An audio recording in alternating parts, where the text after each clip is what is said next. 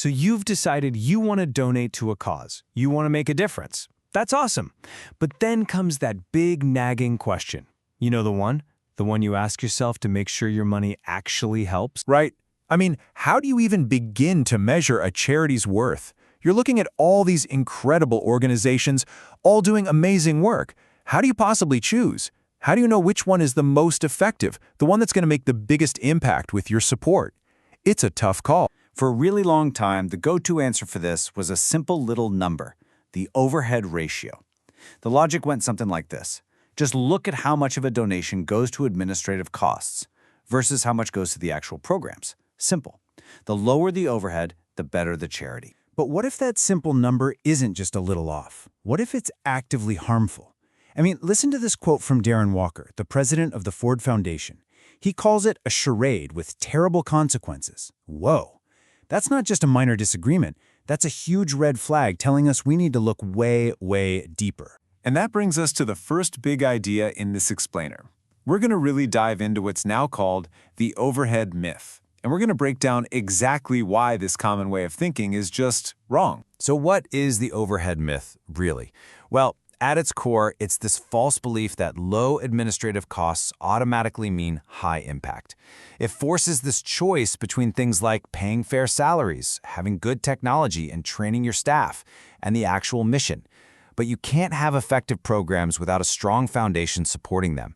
It just doesn't work. And this idea didn't just pop up overnight. It really gained steam back in the late 90s, when charity watchdog groups started pushing the overhead ratio as this key, easy-to-understand metric.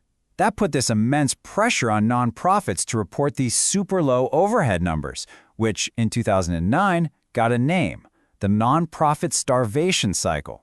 The tide only really started to turn around 2013 when those very same watchdog groups began to say, hey, wait a minute.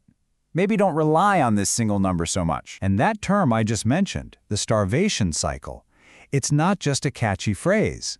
It's so important because it perfectly describes the real damaging consequences this myth has on the very organizations we're all trying to help. And here's how that cycle gets so vicious.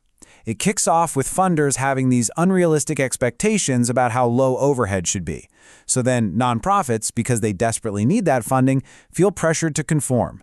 This leads them to underinvest in basics, things like decent computers or staff training, and they might even fudge the numbers to look good. And that, of course, just reinforces the funder's original unrealistic belief. It's a cycle that literally starves organizations of what they need to succeed. And this chart, wow. This shows you that gap in plain numbers. It's kind of shocking, actually. Funders often put a cap on what they'll pay for these indirect costs or overhead at around 15%. But, and this is the kicker, a major study by the Bridgespan Group found that the real median cost for these nonprofits is actually closer to 40%. That is a massive, unsustainable chasm. Now, to really get why that funding gap is so incredibly dangerous, we need to talk about two different kinds of money that nonprofits run on. This right here is central to the whole problem. Okay, so on one side, you've got restricted funds. Think of these as the strings-attached donations. When a donor says, here's $500, but you have to use it to buy new soccer balls. The organization is legally bound to do exactly that. Then, on the other side, you've got unrestricted funds. This is the flexible money, the money the nonprofit can use wherever it's needed most, to pay the electric bill, cover a salary, or fix a leaky pipe. It's the money that keeps the lights on. And these unrestricted funds, they aren't just a nice to have. They are the absolute lifeblood. They are the essential working capital that allows an organization to be nimble, to be resilient, and to actually, operate day to day. And it's that flexibility that allows for something called capacity building. Now, it's a bit of jargon, but the idea is super important. It just means investing in the organization itself to make it stronger and more effective down the road. It's like nurturing this little seedling here. You're investing in its roots and its stems so it can grow strong and produce for years to come. Okay, so if we all agree the old model is busted, what's the fix? Where do we go from here? Well, that leads us to a much healthier way of thinking about funding, an approach called pay what it takes. And the very first step in this new approach is just recognizing that one size does not fit all. I mean, it's just common sense, right? A research lab with complex, expensive equipment is going to have way higher indirect costs. Look, 63% than a local community center.